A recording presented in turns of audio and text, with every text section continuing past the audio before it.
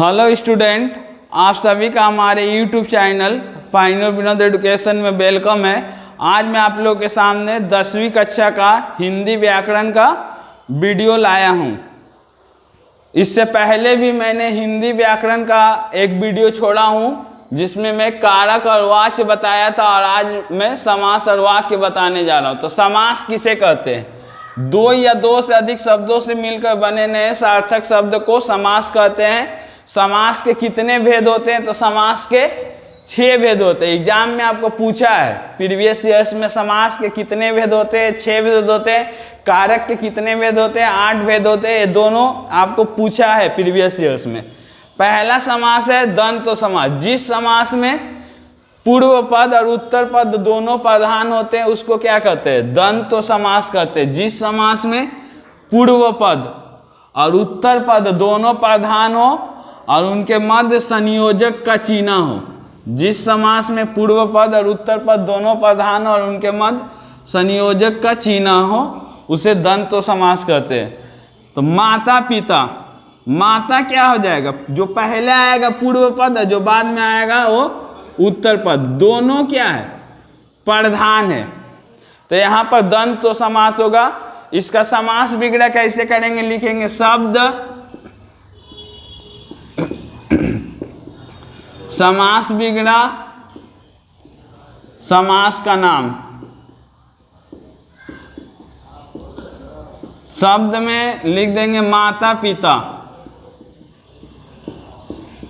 समास विग्रह क्या होगा? माता और पिता। कौन सा समास है आपको? द्वंद्व समास, जिसमें दोनों प्रधान हो। अमीर गरीब, पाप पुण्य, भाई बहन, लड़का लड़की, देखिएगा अपोजिट भी होता है तो उसको क्या है? द्वंद्व समास। फिर से बोल दे रहा हूं, जिस समास में पूर्व पद और उत्तर पद दोनों प्रधान होते हैं और उनके मध्य संयोजक का चिन्ह होता है उसको द्वंद्व समास कहते हैं। दूसरा आपको दीर्घ समास।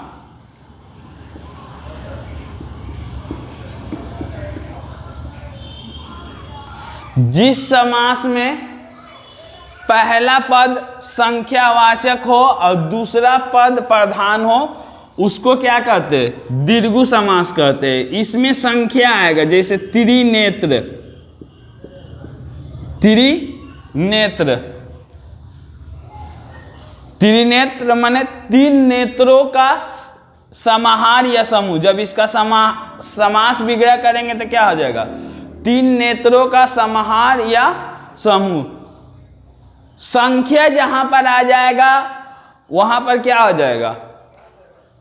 दीर्घ समास हो जाएगा और उसका दूसरा पद प्रधान होगा। यहां पर नेत्र माने आंख प्रधान है, त्रि माने 3 प्रधान नहीं है, नेत्र। तो इसको समास विग्रह कैसे करेंगे? 3 नेत्रों का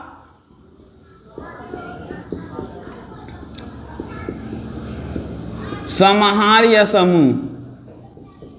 3 नेत्रों का क्या होगा? समाहार या समूह। दोपहर, तो 2 पहरों का समाहार या समूह। त्रिकाल, 3 कालों का समाहार या समूह। तीसरा है आपको अव्ययीभाव समास। तीसरा क्या है? अव्ययीभाव समास।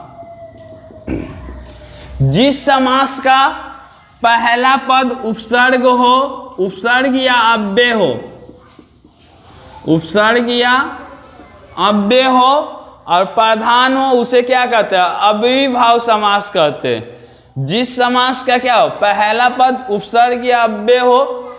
उपसर्ग किसे बोलते हैं? जैसे यहाँ पर बे नाम है तो बेन क्या है? निकाल देंगे तो क्या होगा? नाम एगो सार्थक शब्द। तो यहाँ पर बे क्या है? उपसर्ग है। और अव्यय किससे बोलते हैं? जैसे यहाँ पर धीरे धीरे है तो जिसका क्या है? लड़का हो या लड़की हो सभी के लिए क्या है? वो शब्द बदलेगा नहीं। जैसे राहुल धीरे धीरे जा रहा है, सीता धीरे धीरे जा रही है, धीरे धीरे नहीं बदल रहा है। तो जो शब्द नहीं बदलता है पुल्लिंग या स्त्रीलिंग के लिए उसको अव्यय बोलते हैं। तो तो इसको कैसे बनाएंगे?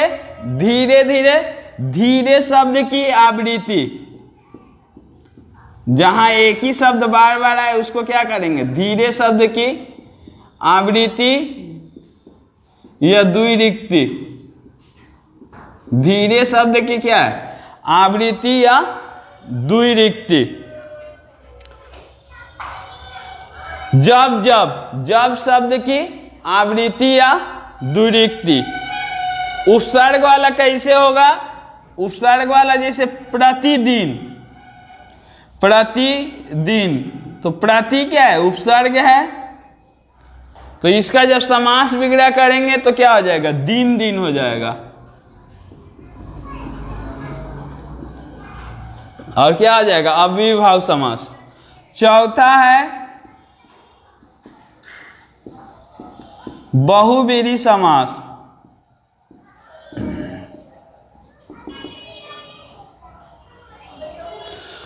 चौथा क्या है?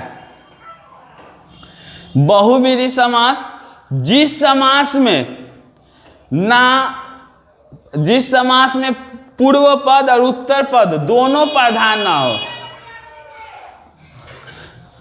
चौथा है बहुव्रीहि समास। जिस समास में पूर्व पद और उत्तर पद दोनों प्रधान ना होकर बल्कि अपना तीसरा अर्थ ग्रहण करता है, उसको क्या कहते हैं? बहुव्रीहि समास। जिस समास में क्या होता है? ना ही पूर्व पद प्रधान होता है और ना ही उत्तर पद प्रधान होता है, बल्कि तीसरा अर्थ ग्रहण करता है, उसको क्या बोलते हैं? बहुव्रीहि समास बोलते हैं। जैसे लंबोदर। तो इसका समास विग्रह करेंगे तो क्या होगा? लंबा है उदर जिसका, लंबा है उदर जिसका, अर्थात गणेश। गणेश जी का क्या है? उदर जो है लंबा है। यहां पर पूर्व पद क्या है? लंबा, और उत्तर पद क्या है? उदर। तो ना ही यहां पर लंबा प्रधान है और ना ही उदर प्रधान है, बल्कि यहां पर तीसरा अर्थ ग्रहण कर रहा है। तो जिस समास में दोनों पद, पूर्व पद माने पहले वाला, पहले जो लिखा हुआ है लंबा और उसके बाद उदर लिखा है वो उत्तर पद होगा, दोनों प्रधान ना होगा बल्कि तीसरा अर्थ ग्रहण कर ले, उसको क्या कहते हैं? बहुव्रीहि समास कहते हैं। 10 मुख, 10 है मुख जिसका, अर्थात रावण। यहां पर क्या हो रहा है? तीसरा अर्थ ग्रहण कर रहा है। पांचवा है कर्मधारय समास।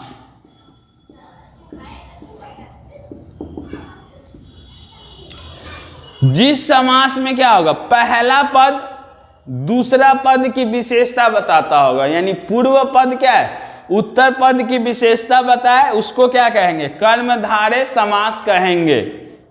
जैसे नील कमल, नील कमल, कमल का विशेषता क्या है? पहला पद बता रहे, पूर्व पद। तो ये क्या हो जाएगा? कर्मधारय समास हो जाएगा। तो इसको बनाएंगे तो क्या होगा? नीला है जो कमल, नीला है जो कमल।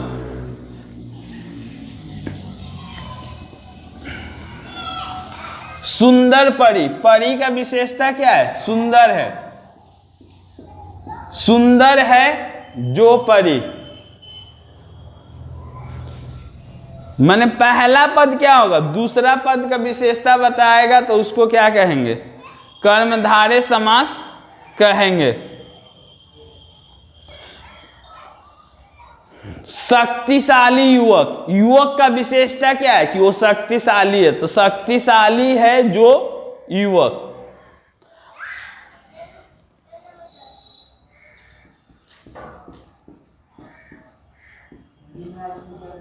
नेक्स्ट है तत्पुरुष समास। जिस समास में क्या होता है? उत्तर पद प्रधान होता है और पूर्व पद गौण होता है, गौण माने सहायक होता है, उसको क्या कहते हैं? तत्पुरुष समास कहते हैं। जिस समास में पूर्व पद प्रधान होता है और जिस समास में उत्तर पद प्रधान होता है और पूर्व पद क्या होता है? गौण होता है, माने सहायक होता है, तो उसको तत्पुरुष समास कहते हैं। जैसे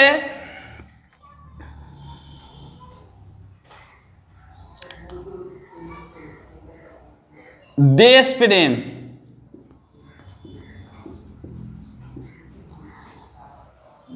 तो क्या हो जाएगा, इसको तोड़ते हैं। इसको तोड़ने के लिए आपको कारक का सभी चीज जानना पड़ेगा। का के की, का से तोड़ते हैं, के से तोड़ते हैं, में से तोड़ते हैं, से तोड़ते हैं।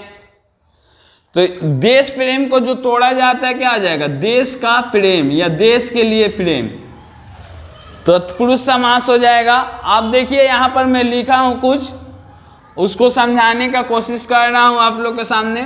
पाप पुण्य समासिक पद में कौन सा समास है, पाप पुण्य। पाप पुण्य कौन सा होगा, दंतो समास होगा। दोनों पद क्या है, प्रधान है, तो दंतो समास हो जाएगा। जब इसका समास बिगड़ा करेंगे तो क्या हो जाएगा, पाप और पुण्य। जब इसका समास बिगड़ा करेंगे तो क्या हो जाएगा, पाप और पुण्य हो जाएगा। बेनाम, बेनाम कौन सा समास है, अव्ययीभाव समास है। बे क्या है, उपसर्ग। जिस समास में क्या हो, पहला पद उपसर्ग या अव्यय हो, उसको अव्ययीभाव समास कहते हैं। तो बेनाम हो जाएगा, कौन सा समास होगा, अव्ययीभाव समास होगा। और इसका जब समास बिगड़ा होगा तो क्या हो जाएगा, बिना नाम का। नया पुराना, नया पुराना अपोजिट है, संयोजक का चिन्ह है और दोनों पद प्रधान है, तो क्या आ जाएगा, नया और पुराना। और कौन सा समास हो जाएगा, दंतो समास। धीरे धीरे, जहां एक ही शब्द बार बार आए वो अव्ययीभाव समास होता है। धीरे धीरे क्या है, अव्यय है, तो क्या आ जाएगा, धीरे शब्द की आवृत्ति या द्विरुक्ति। भरपेट, भरपेट कौन सा होगा, ए बी। भर क्या है, उपसर्ग है, तो भरपेट आपको अव्ययीभाव समास हो जाएगा। प्रतिमा, प्रतिमा भी हो जाएगा आपको अव्ययीभाव समास। इसका समास बिगड़ा करेंगे तो दो बार माह माह लिख सकते हैं या प्रत्येक माह, दोनों सही है। माह माह कर सकते हैं या प्रत्येक माह।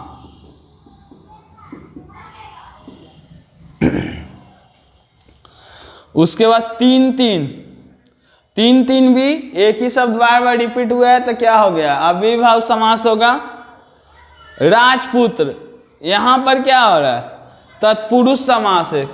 बिगड़ा करेंगे तो क्या होगा, राजा का पुत्र।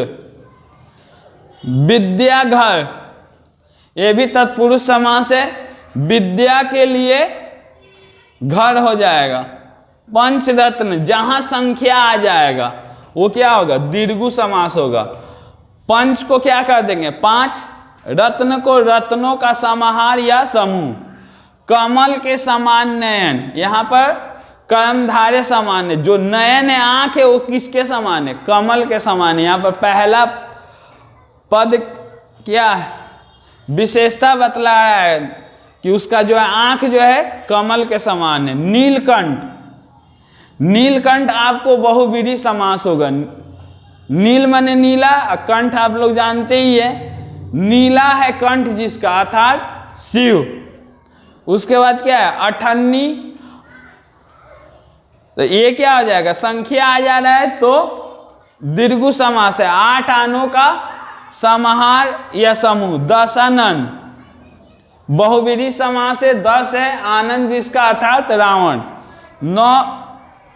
नौगरा, नौगरा संख्या आ गया तो दीर्घु समास हो जाएगा। नौगरों का समाहार या समूह। भाई बहन में कौन सा समास है, तो ये क्या है, दंतो समास है, भाई और बहन।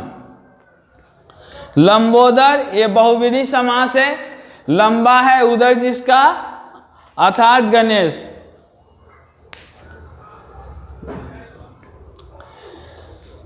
यदि आपको वीडियो अच्छा लगे तो वीडियो को लाइक करें तथा अपने दोस्तों को भी शेयर करें तथा आपकी इच्छा हो तो चैनल को भी सब्सक्राइब करें।